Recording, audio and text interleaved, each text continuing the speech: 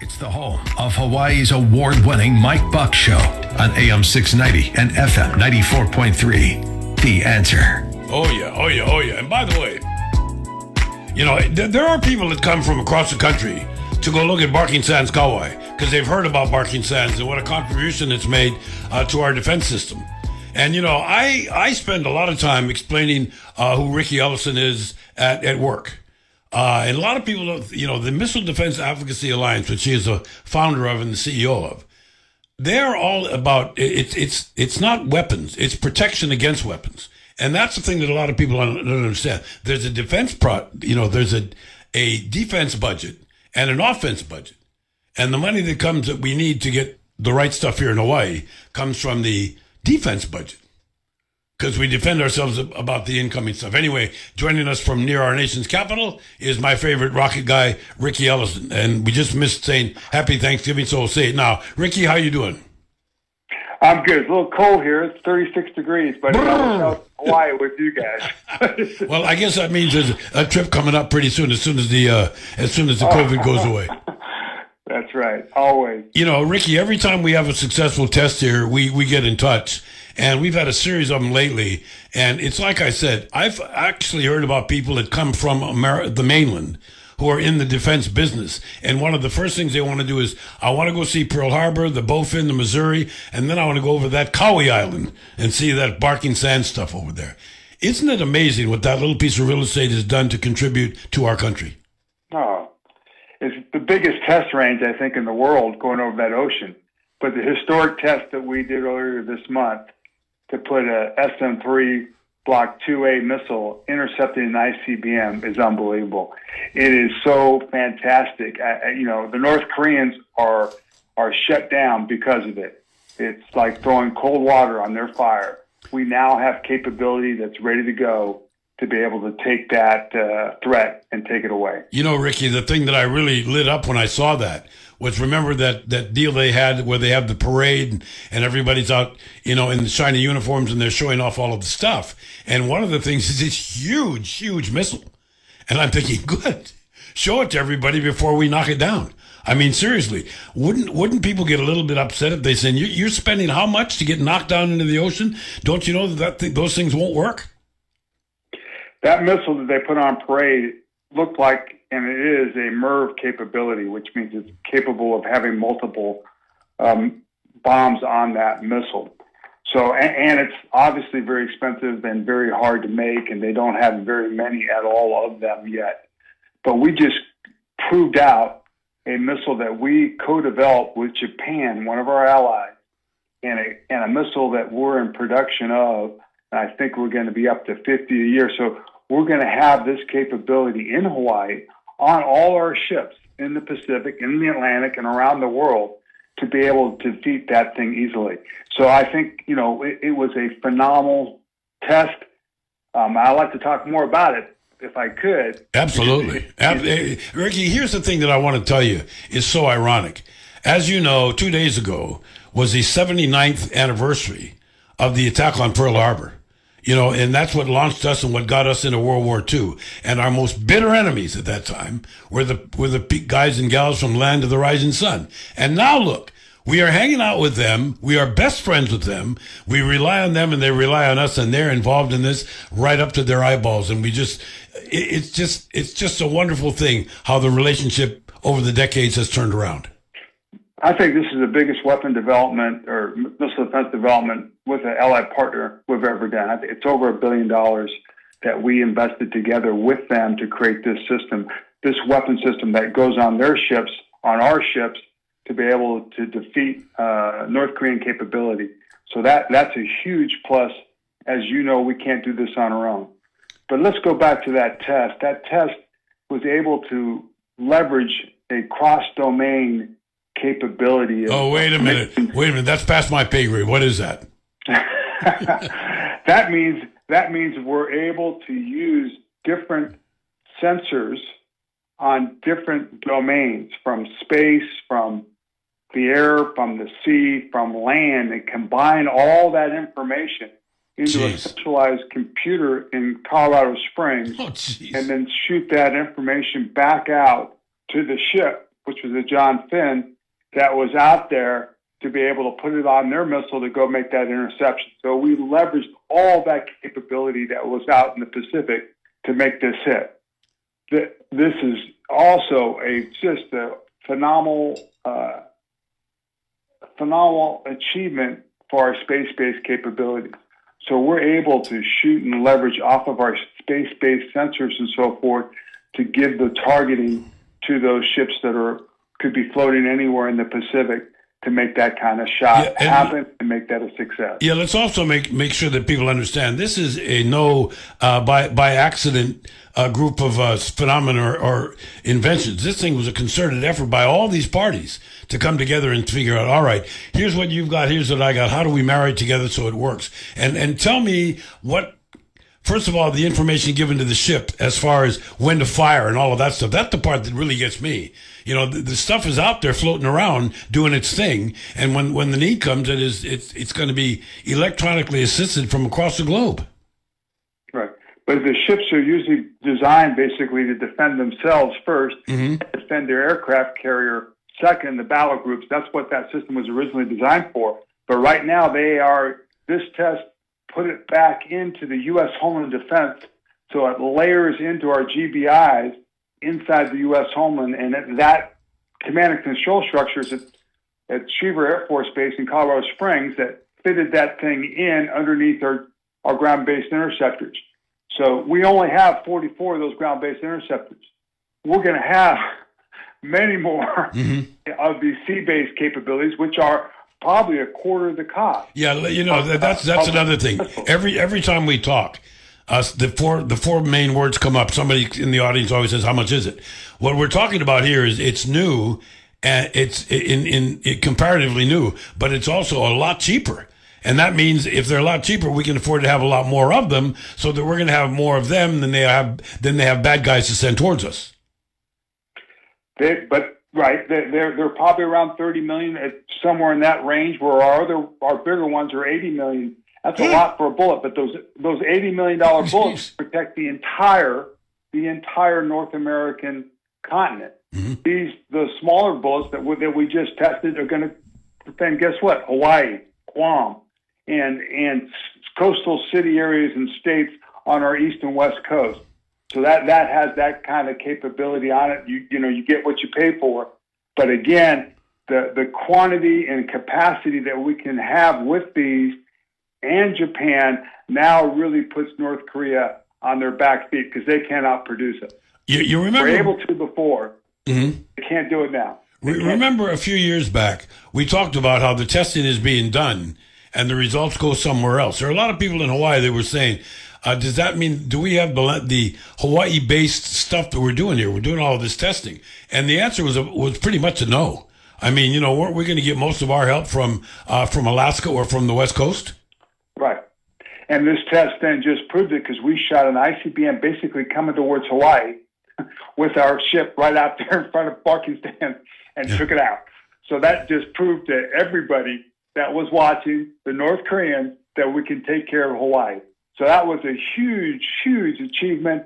And yes, so that relieves the pressure on those limited number, the 44 missiles up in Alaska and California to protect the U.S. homeland that have more people and more assets than, say, Hawaii does. So now you have your own capability. And all this does is now deter the strike or deter North Korea from striking any of the U.S. territories. That's what's so big about this thing, is that we now have capability that's mobile and global that can defend all our territories and our allies from some rogue nation like North Korea that is hell-bent on creating a nuclear power capability. But we're thwarted that with the defensive capability and made it very hard for them to overcome that. Yeah, what I was interested in was Kim Jong-un started singing songs about different stuff. Right after showing off that missile, now he's talking about other things. This is an interesting off the thing from Theodore. Theodore Ted, I think, wants to know, has anybody talked yet with Riki about how the new administration is going to be towards missile defense? What inroads have you had? I saw that on your newsletter, and we'll tell people how to go to your website and get the newsletter and all that. But what initial discussions have you had with the incoming administrative folks as to their commitment for missile defense? Well, over the last 4 years in this administration, and even in the last 4 years of Obama's administration, the technologies have proven themselves to be effective, and there's no question anymore that we can hit things. So that's done.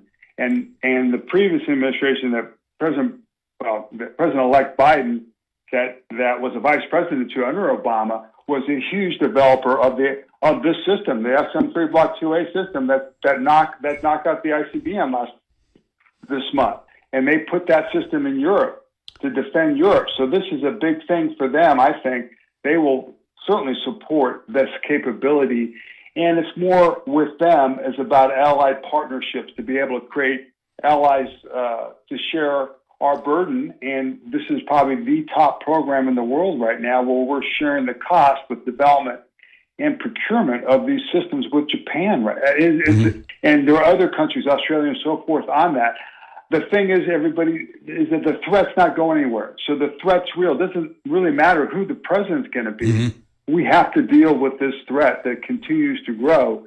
So you have to have capability, and we're doing the right things. I don't see that stopping. I mean, nobody's going to want to stop defending our territory from the missiles that we're seeing. I know one of the reasons why your organization is near the nation's capital. I mean, near Washington, D.C., because a lot of stuff goes on there. Is it easy enough to convince, particularly incoming legislators, those that have been around for a term or two, they sort of know who you are and what the MDAA is, and more importantly, with working with the Defense Department to do those things. But do people have to be instructed about what is a weapon and what is a preventative measure? No, I think everybody. I think it's a bipartisan position on the support of missile defense. It's only 1.3% of the entire budget to defend our country. That's shocking. So let's just look at that big deal. And I think if you just saw this, the NDA that is coming out is given the maximum amount of money that missile defense has ever had in its history. So it's there. We have to have that. I mean, there's been a missile attacks, drone attacks, rocket attacks on our bases around the world at a proliferating rate. We don't have enough capacity today to be able to defend every one of our forward operating bases with all our troops, and we're in combat here. So we're still down. We've got to have this capability to offset some of the stuff that's going on in the world. It's not going anywhere. And I think the administration that's coming in is much more aware of making sure that we share the burden and reach out to our allies to support this effort. Okay, well, to defend everybody. Let me take a quick break. Come back up more, finish that conversation. Plus that, I have a couple of football questions that have already come in for you, so we'll do that too. Riki Ellison putting on lots of hats. It's 3:45 on the Mike Buck radio program. More to come right after this. And here's more of Mike Buck on AM 690 and FM 94.3. The Answer. Yeah, and we're going to return to our conversation with Riki Ellison, but I got to remind you, in case you're wondering, what the heck is Mike Buck doing on there in the afternoon? Simple. We've changed stuff. We got a really exciting new lineup. It's been just dynamite so far. Everybody seems to be loving it. From 1 to 4 a.m., we got Hugh Hewitt out of New York. He's in our Flamethrower, the New York station. From 4 to 7 is the Mike Gallagher show, followed by the Charlie Kirk show. He's the new hot young Turk conservative. He's just taken the country by storm. He's got a big blog page and a huge big podcast. Charlie Kirk from 7 to 9. That's live. 9 to 11 live. 9 to 11 is our Dennis Prager show. And that's not all live, but we know how much you love Dennis, so we got to have him in there. And then from 11 to 1, America's First with Sebastian Gorka, followed by Larry Elder, and then I come in. And that means that when I'm talking to guys like Riki Ellison, who's in near Washington, D.C. right now, it's almost 4 o'clock here. It's almost 10 o'clock there. So I appreciate you staying up. But I know how important this is to you, Riki. And one question is, everybody asks me, in your travels, and I know it's tough traveling right now to some places, how have you seen the reaction to our defenders dealing with the constraints of COVID and having to be able to work smart and work safe and yet keep everybody on their toes and alert? That there's a testament to the resilience of how we did this tremendous test with so many different pieces, and we did it through COVID. I mean, what they went through to make that thing work through the environment that we're all in is amazing. That's an achievement to themselves. They've been able to figure that out, be able to fight through that, be able to do it correctly. And I think you got to give a lot of credit to all our defenders, whatever service they're in, that are defending the U.S. homeland and Hawaii and Guam. They've done a magnificent job of doing it. We are defended. So I give a lot of credit to that. Yeah, me too. And, here we come up. I mean, it couldn't be more timely. We talked yesterday. We talked about a little earlier how December 7th was remembered 2 days ago. Now we got we're right in the middle of all of this stuff. And I want to talk to you about football for a minute, but particularly here, we got the Army-Navy game. And you know what a big rivalry. Mike, I just wanted to say something about December 7th. Oh, yeah. We've launched the Pacific Defense Initiative. That's getting huge amounts of money, probably at least $2 billion in a year, and it's going to move up. Mm-hmm. So this is the first time our country's acknowledged the Pacific as a threat that we need to be able to put everything we can in resources towards it. We did that to Europe and Ukraine about 10 years ago. We're doing that now today, and so we don't have another Pearl Harbor. We don't have what we went through, and they are investing in that to do the entire Indo-Pacific region, and we're talking about China, and we're talking about North Korea, and we're talking about Russia. So that is real, and funds are being voted on this week to be able to give that initiative, which began out of Hawaii, out of Indo-PACOM, to make that deterrent move with all our allies there. So that's a huge win. When it comes through. Yeah, I don't want to say, and I don't want to say we're resting on our laurels, because this was no easy thing. I mean, there's a lot of other influence from the other part of our country. The further back you go towards the eastern coast, there was a lot of people demanding that's where the people are, that's where the defense has got to be. That's many thousands of miles away from us. Yeah. And I think the key for watching the next president is he going to keep his focus on China, or are we going to go over to Europe and take on Russia again? Mm-hmm. So that's the big thing. And right now, there's no question that China is really the number one threat to everyone in the world right now. So I think that's the consistency that we would like to see, and hopefully we will see it with our new president. And I think he's made a great choice for his Secretary of Defense with Lloyd Austin. It's just a great choice. It's not an inside game choice. It's within the game there. Mm-hmm. So it's a powerful choice that he did. I think it's kind of important, because I do know that, you can say and do what you do, but the proof is in the pudding when it gets delivered. And, I'm glad to hear you say that. And it gives everybody a lot of optimism. The unfortunate thing about it, we talk about this all the time. We are a trade partner of China, whether we like it or not. So, we got real difficulties here. It's a lot more than just, are they good or are they bad? They can damage our economy just as much as they can damage our people. It's just been shown so far that they're trying to get their way with us, and we just can't let that happen. But we've got to guard our international trade route, whether it's in space, whether it's on the sea, whether it's in the air, so everybody can trade freely. So they're stopping that. They're doing things to disrupt that. So we've got to be able to be the right, the police that can deter them from doing that. So I think it's a hard ball. It's a hard line to play. We've got to do it. And I think we're heading in that right direction to do that. Okay, before I run out of clock time, for those who don't know where Brett Ellison is, where is he? He's retired. He just left the New York Giants. He played 8 years, so it's good. We're all celebrating, Mike, that great win by USC on Sunday night. Of course you are. It's like 10 years ago. We haven't seen something like that. That's FC the way it should be. And I've seen some great plays. We got a couple Hawaiians in there and Tigers there kicking butt. Yep. Boy. Woo! There's another thing, and I didn't know, whether Rhett was retiring or not, because obviously, he's had a great career, but this year has been so screwed up and so weird. And before we run out of time, the Niners, with all of their injuries and all of their problems, and the fact that they can't practice at home, they're still in pretty good shape. They're in it. They're got a third-string quarterback. So it just tells you really how valuable is Jimmy G. Their team is so good with a third or second-string quarterback. But hold on, let's give credit where credit's due. The Redskins, man, how about that? How about them? With Ron Rivera, with the cancer, with Alex Smith coming back and beating the only undefeated team in the country, that was amazing. And that's, the NFC least were the worst records. And I think Washington and New York Giants are competing right now with a 4-7 to win that.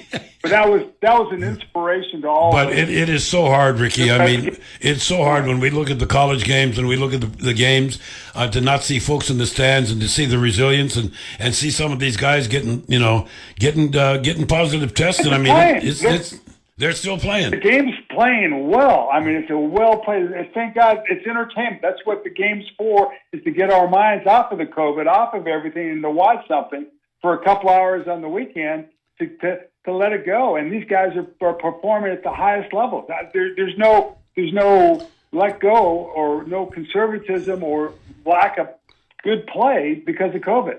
So it's a big testament to yeah, and whatever the new normal is going to be, we're going to be ready for it. Well, listen, I think it was a pretty good early Christmas present that everybody got last week, and let's hope that everybody stays together during the holidays. Where are you going to be primarily? I'm on the East Coast. I'm going to be in New Jersey, and Boston, and Washington D.C. I'm hugging on that East Coast. So you let me come over there in Hawaii. Yeah, well, we'll get you sooner or later. And by the way, I did tell Chef Roy that we're going to be on the air today, and he said to give you his best. Looking forward to get the YIP project going again down the road. Hey, Mike, I want to let you know that I got the American flag up on my house now for that December 7th. That flag flew on the U.S. Arizona that was given to me, so that's up. I saw that certificate, and proud you are. That's a good deal, boy. Oh, hey, my brother. It's a powerful thing. Thanks for spending so much time with us, Ricky. Appreciate it. Take care of yourself. Thanks, Mike. Yep. Aloha. Aloha. There you go, Riki Ellison.